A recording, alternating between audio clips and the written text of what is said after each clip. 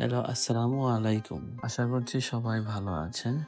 আজকের ভিডিওতে আমরা আলোচনা করব কুরুলুস ওসমান সিরিজের ১৮৩তম পর্ব সম্পর্কে, যা উসমানের বীরত্ব আর কৌশল দেখাতে ভালোবাসেন তাদের জন্যই এই পর্বটি ছিল একদমই স্পেশাল। তাহলে চলুন দেরি না করে শুরু করা যাক আজকের পর্ব। এই পর্বের শুরুতেই আমরা দেখেছি ওসমান বে ও তার সেনারা একটি গুরুত্বপূর্ণ যুদ্ধের প্রস্তুতি নিচ্ছে।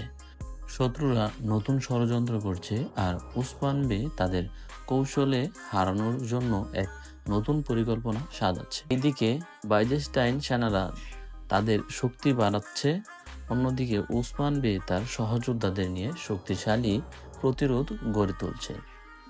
বিশেষ করে এই পর্বে উসমান বের কৌশলের নেতৃত্ব আরও স্পষ্ট হয়ে উঠেছে। এই পর্বের সবচেয়ে আকর্ষণীয় অংশ ছিল প্রধান যুদ্ধ।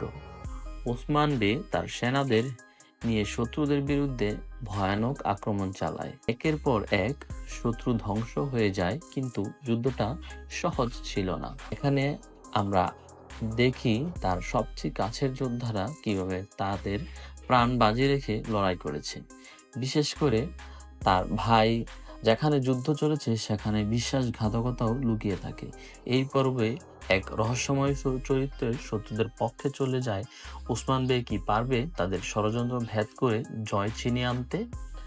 এখানে আমরা দেখেছি কিভাবে ওসমান বে তার ধৈর্য ও বুদ্ধিমত্তার মাধ্যমে প্রতিরক্ষা চক্রান্ত নস্যাৎ করেন।